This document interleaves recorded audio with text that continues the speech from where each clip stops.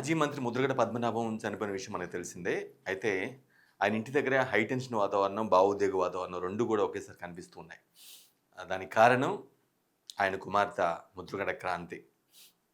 అక్కడేందంటే చాలా అంటే చాలా అంటే గతంలో ఆయన చనిపోక ముందు ఏదైతే వాళ్ళ కూతురు గురించి మాట్లాడాడో, ఆ మాటలను బేస్ చేసుకొని ఆమెను అక్కడికి దగ్గరికి రానీయకుండా అడ్డుకుంటున్న పరిస్థితి కనిపిస్తూ ఉంది. కానీ ఆమేమో తన తండ్రి చివరి కోరిక తన తండ్రిని ఆఖరిసారిగా చూసుకునే హక్కు కూడా నాకు లేదా అని ఆమె వెర్షన్ ఆమె వినిపిస్తూ ఉంది.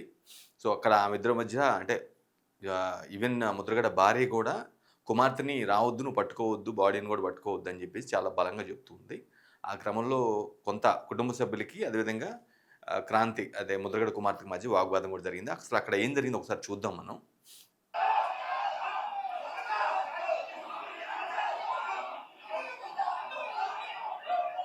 ముద్రగడ కుమార్తె వచ్చింది. ముద్రగడకి ఇద్దరు కుమారులు, ఒక కుమార్తె. కుమార్తె పేరు క్రాంతి.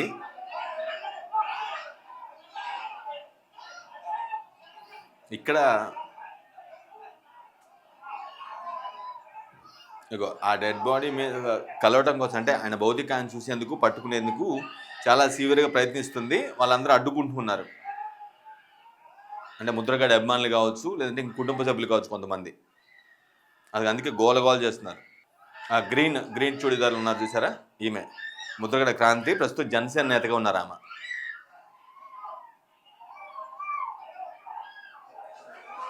లాక్కెళ్ళిపోతున్నారు చూడండి, ఎంత ఫోర్స్‌ఫుల్‌గా లాక్కెళ్తున్నారు. అంటే అక్కడే ఉంటే పరిస్థితి అదుపు తప్పేలా ఉంటుంది. కరెక్ట్ కాదనే ఉద్దేశంతో పోలీసులు కావచ్చు, లేదంటే ముద్రగడ అభిమానులు కొంతమంది తీసుకెళ్తున్నారు. ఐ థింక్ వీళ్ళు పోలీసులానే ఉన్నారు కొంతమంది. అదే అక్కడి నుంచి తీసుకొచ్చిన తర్వాత బయటికి లాక్కెళ్తున్నారు. అగో ఆమెమో నేను రాను, నేను ఉంటాను, నేను అక్కడే ఉంటాను, మా నాన్న ఆఖరి ఆఖరి కడసారిగా చూడాలి అని ఆమె చాలా స్ట్రాంగ్‌గా ప్రొటెస్ట్ చేస్తున్నారు. కానీ పోలీసులు ముద్రగడ అభిమానులు మాత్రం తీసుకెళ్తున్నారు. ఎందుకనేది నేను తర్వాత చెప్తాను. ఈ వీడియో చూసిన తర్వాత చెప్తాను.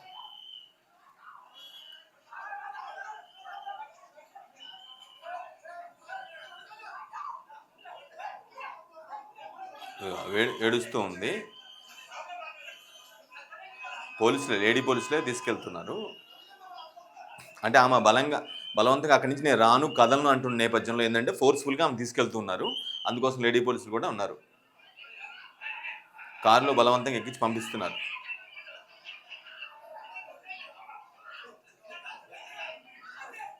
అక్కడ గో బ్యాక్ క్రాంతి అనే నినాదాలు కూడా అక్కడ మారుమోగుతున్నాయి.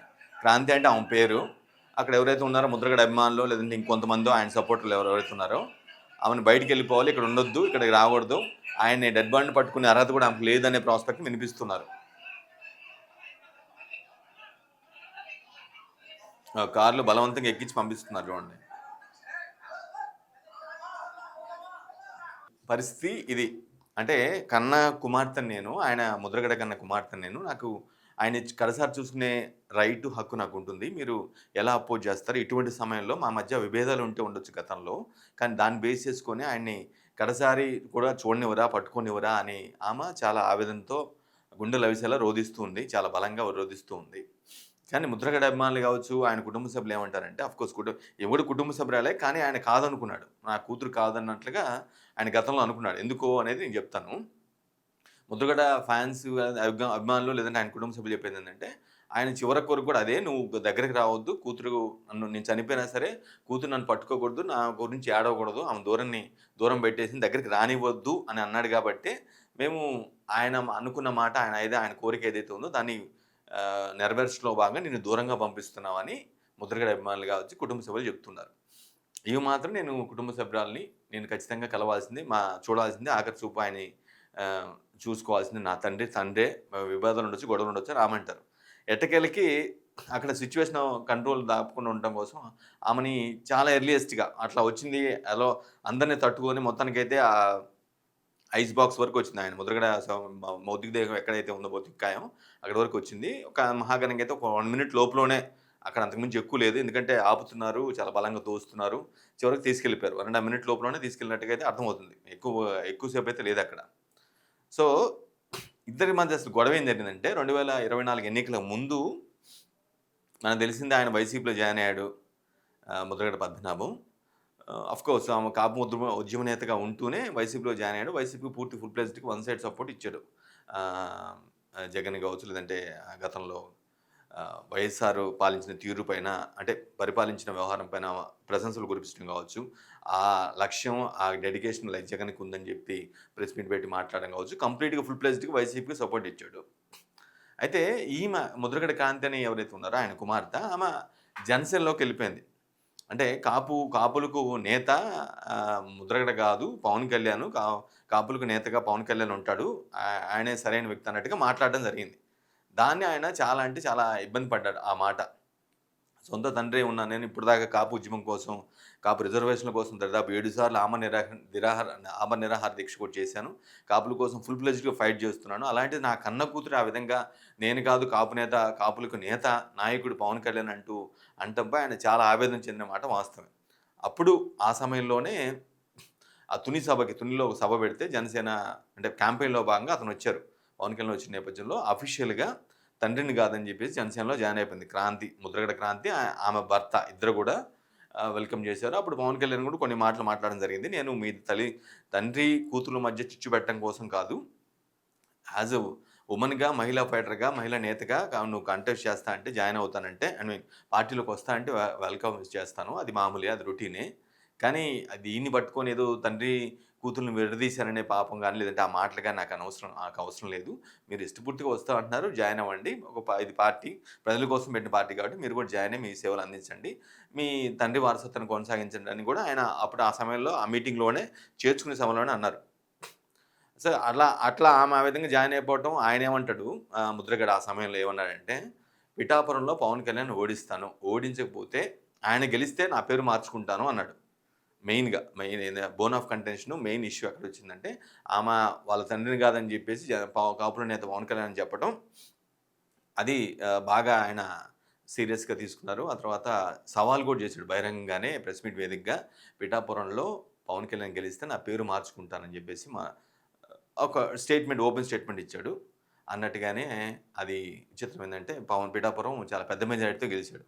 సో, అన్నట్టుగా ఆయన ఏదైతే మాట అన్నాడో జనరల్‌గా ముద్రగడకి ఒక పేరేంటంటే మంచి మర్యాదలు ఇవ్వడంతో పాటుగా నమ్మిన సిద్ధాంతాలు, ఇచ్చిన మాట కట్టుబడి ఉంటారని ఒక బలమైనటువంటి ఇదైతే ఆయనకుంది ముద్రగడ కాపుల్లో కాపు నేతల్లో కావచ్చు, లేదంటే పర్టిక్యులర్‌గా గోదావరి జిల్లాలలో ఆయన నమ్మిన సిద్ధాంతాలకు కట్టుబడి ఉంటాడు. లేదంటే మంచి మర్యాద ఏదైనా ఎవరైనా వచ్చినా సరే, అతిథులు వచ్చినా సరే చాలా మర్యాదగా, పద్ధతిగా మాట్లాడి వాళ్ళు కడుపు నిండా భోజనం పెట్టి పంపిస్తారు. ఒక మంచి అట్మాస్ఫియర్ ఉంటుంది. బట్ సిద్ధాంతాల పరంగా మాత్రం విభేదిస్తూ ఉంటారు. ఎవరితోనైనా విభేదిస్తూ ఉంటారనేది జనరల్‌గా ముద్రగడపై ఉన్నటువంటి ఇది అన్నమాట. సో, ఆ నేపథ్యంలో ఆయన ఏదైతే సవాల్ ఓడిపోయాడో, ఆ సవాల్ ఓడిపోయిన నేపథ్యంలో నేరుగా ఒక అఫీషియల్‌గా ఒక గెజెట్ ద్వారానే తన పేరు మార్చుకుంటున్నట్టుగా ముద్రగడ పద్మనాభం కాదు. ఇక్కడి నుంచి నా పేరు ముద్రగడ పద్మనాభరెడ్డి అని ఒక ఎక్స్‌ట్రీమ్ స్టెప్ తీసుకున్నాడు. సో, అట్లా ఆ విధంగా కూడా జరిగింది. ఒక రకంగా చెప్పాలంటే ఇండైరెక్ట్‌గా వాళ్ళ కుమార్తె తీసుకున్న డెసిషన్ వల్లే అంత ఎక్స్‌ట్రీమ్ స్టెప్‌కెళ్ళి ఆయన పిఠాపురంలో పవన్ కళ్యాణ్ గెలిస్తే పేరు మార్చుకుంటాడనే ఆ మాట కూడా ఆ సవాల్ కూడా చేయటం జరిగిందనుకోవచ్చు. అట్లా కూడా జరిగి ఉండొచ్చు. మేబీ అనుకోవచ్చు. ఆఫ్‌కోర్స్ ఏదైనా సరే అట్లా తీవ్ర మనోవేదనకు గురవ్వటం కావచ్చు. లేదంటేనేమో కొంత తానేదైతే సవాల్ చేస్తే ఆ సవాల్ ఓడిపోవటం కావచ్చు. గతంలో వాళ్ళ కూతురుతో కూడా కొంత విభేదాలుంటాయి. 2024 ఎన్నికల ముందు ఆయన వైసీపీలో జాయిన్ కావడానికి ముందు కావచ్చు, లేదంటే ఈమె క్రాంతి జనసేనలో జాయిన్ కావడానికి ముందు కూడా వాళ్ళిద్దరికీ కొంత తండ్రి, కూతురికి కొంచెం విభేదాలు కూడా ఉన్నట్టుగా అర్థమవుతుంది. అదేంటంటే ఒక ఇన్సిడెంట్ కూడా చెప్పాడు. అది ఆయన చెప్పిన మాట అదంతా కూడా.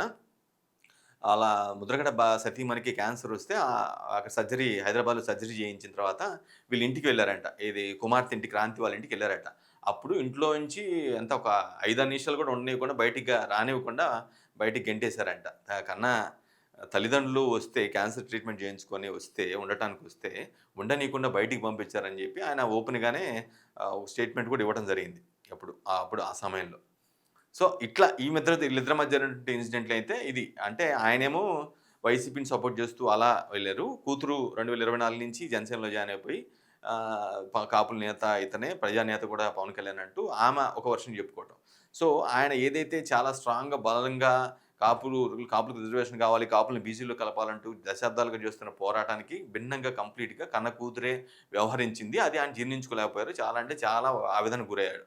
ఇది వాళ్ళిద్దరి మధ్య ఉన్నటువంటి కాంటెస్ట్ బోన్ ఆఫ్ కంటెన్షన్ కావచ్చు, గొడవ కావచ్చు ఇదంతా కూడా వాళ్ళిద్దరి మధ్య తండ్రి, కూతురు మధ్య ఉన్నటువంటి వివాదానికి కారణం ఇది. అయితే చనిపోయిన తర్వాత సరే ఎటువంటి సవాలు జరిగినా, ఎంత ఇది జరిగినా సరే, ఎంత ఫైట్ చేసినా సరే కన్నపెగు బంధం పోదు కాబట్టి తండ్రి తండ్రి, కూతురు కూతురే ఖచ్చితంగా చూడాల్సిన అవసరం ఉందనేది చాలామంది వాదన. ఆఫ్‌కోర్స్ ఆయన అంటే అన్నారేమో గానీ, అంటే ఆ బాధలోనే గతంలో అది జరిగినటువంటి అవన్నీ కూడా పెట్టుకొనే ఆమె మీద చాలా అంటే పెద్ద ఎత్తున నేను చనిపోయినా సరే నా దగ్గరికి రాకూడదు నా కూతురు. నా డెడ్ బాడీని కూడా పట్టుకోకూడదని జెప్పేసి అది కూడా ఓపెన్ స్టేట్‌మెంటే ఇచ్చాడు. సో, అంత ఇంపాక్ట్‌ఫుల్‌గా ఆళ్ళిద్దరి మధ్య జరిగింది. తండ్రి, కూతురుల మధ్య అంత వివాదం జరిగింది. ఇప్పుడు అందుకే ఆ ప్రాస్పెక్ట్‌లోనే ఆమె దగ్గరికి వస్తున్నా సరే రానివ్వకుండా దూరం పెట్టేసి, వెంటనే క్షణాల్లో, నిమిషాల్లో ఆమెను లాక్కెళ్ళి తీసుకెళ్ళిపోయారు. దీన్ని చాలామంది తప్పుపడుతున్నారు. కొంతమందేమో ముద్రగడ అభిమానులేమో ఆయన ఆఖరి కోరిక మేరకు మాత్రమే ఆయన ఏదైతే కోరుకున్నారో దాన్నే చేస్తుంది, దాన్ని ఇంప్లిమెంట్ చేస్తున్నాం అని వాళ్ళంటే, లేదు ఇది తప్పు. ఆళ్ళిద్దరి మధ్య ఏమన్నా సరే తండ్రి, కూతురుల మధ్య ఎంత గొడవలున్నా సరే, కొట్టుకున్నా, తిట్టుకున్నా ఖచ్చితంగా వాళ్ళు at the end of the day వాళ్ళిద్దరూ కూడా వాళ్ళిద్దరికీ బ్లడ్ రిలేషను. ఆమెని అనుమతించాల్సిన అవసరం ఉంది. ఆమెని ఖచ్చితంగా అంత్యక్రియలు అయిపోయే కార్యక్రమం అయిపోయేంత వరకు లేదంటేనేమో నివాళులర్పించేంత వరకైనా ఉండాల్సిందే. ఇట్లా చేయడం కరెక్ట్ కాదని చెప్పి క్రాంతి సపోర్ట్ చేసే వర్గీయులు, జనసేన వాళ్ళు కూడా చెప్తున్న పరిస్థితి కనిపిస్తుంది. సో, ఇట్లా ఒక టఫ్ ఫైట్ మధ్య అంటే ఇంత గందరగోళం, టెన్షను అక్కడ కిర్లంపూడిలో ఎందుకు ఇంత ఉద్రిక్తగా మారిందంటే, వేరే పొలిటికల్‌గా తండ్రి, కూతురు మధ్య ఉన్న ఫైటే ఆ టెన్షన్‌కి కారణమైంది. అంతకు మించి ఏం లేదు. వేరే పార్టీ నేతలు వచ్చి ఏదో అక్కడ గొడవ చేయటమో, లేదంటేనేమో సొంత పార్టీ నేతలు ఏదో గొడవ చేయటం ఇలాంటివన్నీ అక్కడ ఏం జరగలేదు. కిర్లంపూడిలో టెన్షన్‌కి కాకపోతే కొంత 2 టెన్షను, భావోద్వేగ పరిస్థితులు 2 కూడా అక్కడ రిఫ్లెక్ట్ అవ్వటానికి కారణం ఆయన కుమార్తె క్రాంతి వెళ్లి చూసి రావడానికి అంటే ఆఖరి చూపు, కడసారి చూపు చూడటం కోసం సరే బ్రతికున్నప్పుడు ఎలాంటి వివాదాలున్నా సరే అది సెకండరీ. బట్ చివరగా నా తండ్రి కాబట్టి నేను చూసుకుంటానని చెప్పి రావటం, అక్కడ వాళ్ళు అడ్డుకోవటం ఇట్లా ఈ విధంగా హై టెన్షన్ వాతావరణం అయితే జరిగింది. సో, ఏదేమైనా కూడా ఖచ్చితంగా గొడవలు, విభేదాలు ఎలా ఉన్నా సరే అలౌ చేయాల్సిన అవసరం అయితే ఖచ్చితంగా ఉంటుంది. ఆఫ్‌కోర్స్ ఎవరి వెర్షన్ వాళ్ళు బలంగా వినిపిస్తున్నప్పటికి కూడా అల్టిమేట్‌గా కూతురే కాబట్టి కుమార్తెకి ఆ రైట్ కూడా ఉంటుందనేది చాలామంది ఒపీనియన్.